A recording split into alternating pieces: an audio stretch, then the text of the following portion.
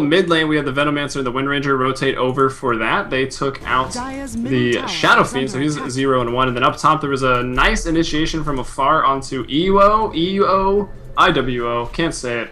So he's 0-2 and 1 at the moment. He's got 2 points in Bristleback now.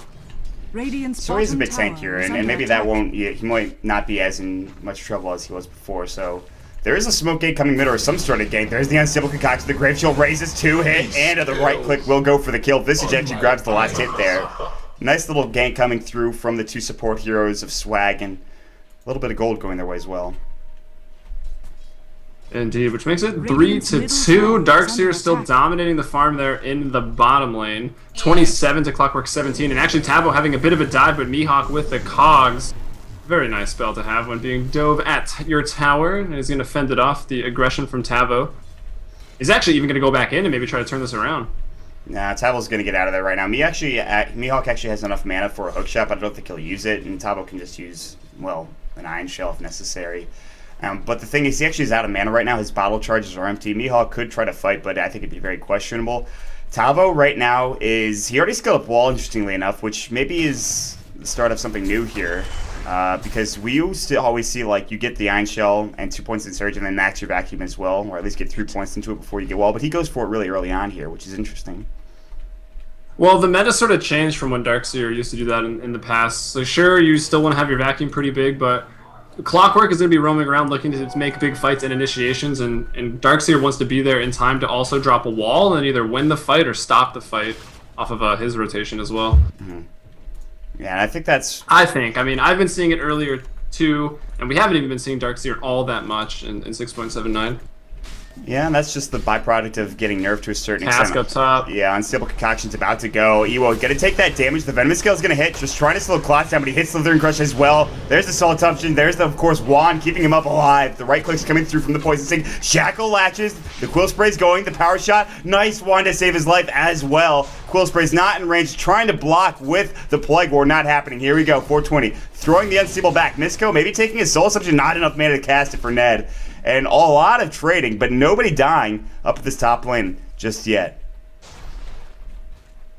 Yeah, the wand charges keep the Slardar alive, and his really high armor, 6 right now at level 4. The long range harass was there from the Windrunner from the Venomancer, but it wasn't quite enough, so 2 magic wands saved the day for both the Bristle and the Slardar. Yeah, and it just goes to show why those are really critical items to have, especially in Tri versus Tri matchups. Like, you need to have it. Especially versus Bristle. Yeah, that too. Like, Quill Spray, big deal. You need to make sure that you have it. Plus, I mean, when you think about it, though, the amount of time Soul Assumption you might get charged, or Sprint, or Slithering Crush, or what have you, like, I guess really a stick for either team is pretty much necessary. But still, though, nobody dies, so Ewo will go back to farming here. You can see Slaughter is actually getting back into lane right now, sprinting his way there. His treads are already completed, so not bad for what he's got right now. Ewo, though, has 43 last hits, so he's got treads too. He's actually got a ring of regen as well. Salve, Stab Shield, Wand, whatever, just standard stuff. Misoku gonna throw this ward down. Not sure if they have any citrus to counter ward. If they do, I'm not sure if Ned knows that that's there. Nice little ward placement just to give vision behind that tower to make sure they see any TPs coming through from, of course, Swag. And I'm surprised Smash, I mean, he's got his Dragon form up now. We've got Shadow Fiend farming stacks in the jungle, and then he went down to the bot lane to, I guess, get the ward. What did he do right down there? He picked the wards up off the courier. Now Smash goes in towards that mid tower. Had he done it a little earlier, I feel like it would already be dead, because we've got Lelouch that hasn't even been in the lane for about a minute. Yeah, and that's kind of questionable, because you think like he needs to be getting some farm. If he's not, you know, farming stacks in of course the jungle, then he should. Oh, bottom lane Shackle Shot doesn't latch. There's going to be Battery Assault. Walls on the ground. Mihawk has cogs, decided not to use it. Tao's going to surge away, taking tower damage in the process, coming around for the backside. Misko, he's got Shackle in 1 second. Hookshot getting canceled. He's trying to juke at Tavo behind creeps. Iron Shell going. Battery Assault's done. Flare just going to try to whittle him down in health. Tavo might die to this tower. He's going to surge himself forward. Mihawk has that hookshot. He might need to use it soon. Long range Shackle. Hookshot's going to go. That'll be the kill. Nice setup coming through. And the Benny Hill music is playing, but they get the kill in the end. Wow. Yeah, the TP was on cooldown for Tavo the whole time he was running, and right before he died, it just came off. Had the mini Shackle or the hook not been there, he maybe could have wand charged the TP out, but it was a tall order, and he maybe wanted to also just die to the towers instead of one hero. Yeah, and he notches it up at 3-3 though.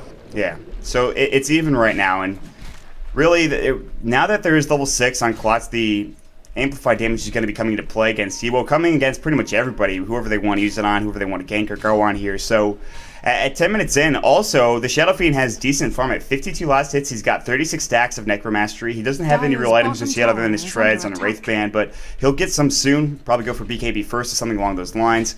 Mihawk is heading down to the bottom rune spot, and they actually just have 2 supports top for the longest time. They've kind of roamed Misco around here. They decided not to do that aggressive trialing, and I like that decision. And it means that they're going to get this tower a little bit earlier with smashing that Elder Dragon form. So a free tier 1 tower there. Dire's middle tower has and Mihawk was waiting bottom for the 10-minute rune. It paid off. He picked up the haste, and he's looking to rotate around. I think the clockwork play here needs to be instrumental in shutting down the Shadow Fiend, just farming. They know he's going to be chilling at these camps in the jungle that are stacked, and they should be able to find him and shut him down pretty easily. Wow, these are mud golems. Look at those mud golems. My god. Well, bottom lane, Mihawk taking damage. And this Darkseer is still trying to get levels down here. You could see that he's not happy with where he is right now. He wants to get a couple more points in a vacuum and then feel really comfortable. Top lane, Ewo's getting hit up with Amplify, but for right now, Ewo's just sitting here getting levels and maybe getting a couple last hits. And they're not really doing much here for Swag right now. They're just kind of sitting and, helping Klotz, which, he's not going to get initiated on, it looks like, so he's fine for the most part. Yeah, sitting with the -3 there for the armor, taking, what is it now? Well, I guess that's really just 2, but only 13% reduction right now from physical attacks from Slardar that hits 4, just 79, so it's not too bad. But now we've got familiars online because, of course, Ned is level 6. He just summoned them up. He's got the Medallion of Courage finished on the Visage. It looks like 420 might even be going for another of his own if they're going to double up on that item. That would be very interesting. I've rarely seen 2 medallions in play, but what I do like is Ewo building the mech on the Bristleback, and that gives him the armor that he needs early on here against the armor reduction strat that they've got going for Swag. Unstable Concoction, a little unstable. Yeah, we'll chalk it up to a little bit of a misplay. Unstable, like you said. For right now, though, Smash is just having a good time mid right now, going back to bases Lelouch. He actually is going for that BKB first. He picks up the Ogre Club, unsurprisingly. And everything is pretty hunky-dory right now. Nothing's going crazy here, except for the smoking coming out from Ned and 420. There's 2 heroes they might try to go on. Smash and Misco are going to smoke themselves as well. I'm not sure if they saw that. They have this Dire Ward. They smoked right on top of it, so they know they smoked there. They're not going to find him to get the kill, but they're aware that they're off the map right now. And only one of Visage's bird is smoked. I don't know if it was out of the range or if a hero was closer to one familiar than the other, but they did just see Visage walk through a middle, and now he's going to find Smash. Windrunner's right there. Ned looks like he will survive through that. Now 420 dropping the Acid Spray. Gonna retreat. Lelouch wanted to throw out some potential raises. And then there's Mihawk with not enough mana to hook into this fight, so I think it's going to be all retreat here for Revenge. Well, I mean, look at Klotz, though. He's trying to go hard. He's sprinting in. I don't know if he wants to really dive this tower. It's actually in deny range. Mihawk is just like, I need to deny this. What a fortification. Amplified damage. He's still in trouble. The Cogs, can he get the deny off? There's the wall. He will not. The tower goes down, and so will he. A bit of a misplay. He will fall there. So 4-4 the score in a free tier 1 tower. Well, not free, because if we look mid lane right now, Smash is in that green dragon form. The Glyph of Fortification comes out from the Dire Swag Iron Tiger, and this tower is going to be probably left at a quarter HP if there's like 3 more attacks from Smash.